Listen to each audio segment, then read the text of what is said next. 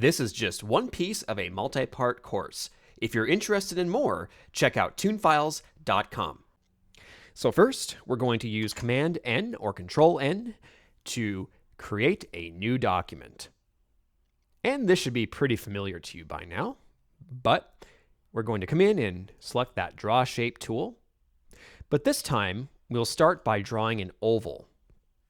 And I'm just going to come in here and draw out the oval like so.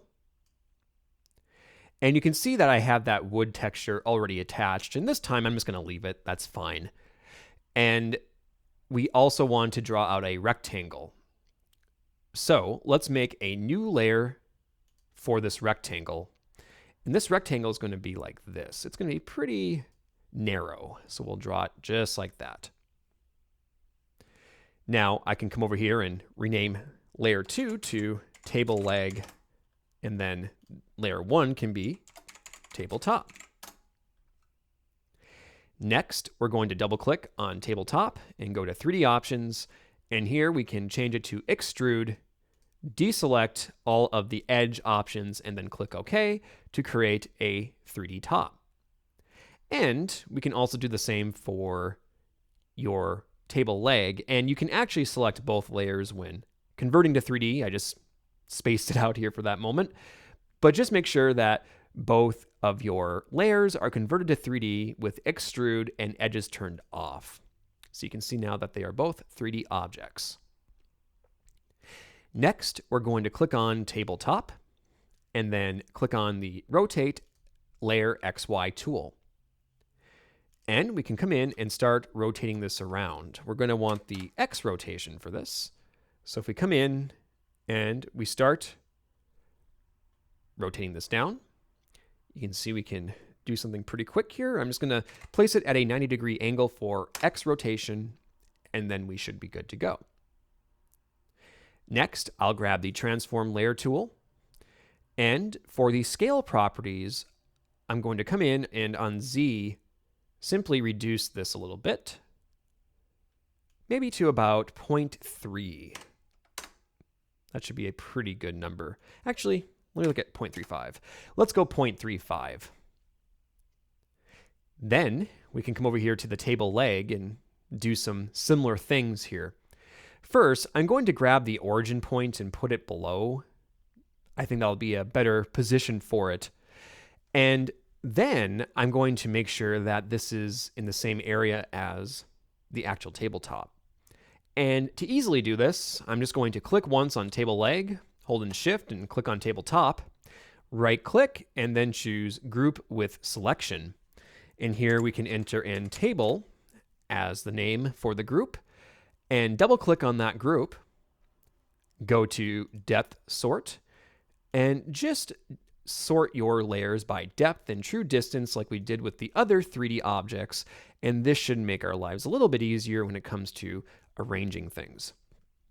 So now I'm going to take that group and flip it up so I can get an idea of what I'm doing here, and we can start to move this leg around using the X and Y. But before we do that and we get it into position, let's come in and just decrease the dimensions a little bit. In fact, we can probably bring the X and Z to half. So you can see I have it set to 0.55. That's close enough. That should be a good dimension for this. And so now we can use the X value and just move this over. And you can see it's sticking up a little bit. So we can use the Y value to make sure it goes below the table. And then we can rotate the table group to make sure that it's looking good. And it's a little bit off, but that's okay. We can come in here and make an adjustment. Once again, clicking on table leg using the transform layer tool. I'm just going to back this up to about -0.6 just to see what that does. And that looks good. It looks like it's attached and everything is looking good. So from here, we can grab that table leg and duplicate it. And I'm just going to use my position for my transform layer tool here and just move this up like so. Again, we can move this around to see if everything is looking pretty symmetrical, and it looks like it is. And then I'm just going to duplicate both of those legs that I just created and just click and drag and move them over just like this and release. And that's not looking too bad, I don't think. We got a little bit off with the Y value and I moved it manually with my mouse, but I can just come in here really quick and locate those new layers and just reference the other ones. So for instance, the ones that are hidden properly are at -0.6. So I'm just going to copy that and then come over here to the ones that are sticking out and just paste that value in, and that should correct anything that's poking out right now. So just like that, I can come back around and I believe everything is looking pretty good. It's kind of a awkward little table, but I think it'll work for our purposes. Let's just reset this really quick and let me take a look at one thing. I might shrink up the table legs just because they are a little bit long. And I can do this just by taking the origin point, O on the keyboard, and just clicking on the bottom here to set that origin point.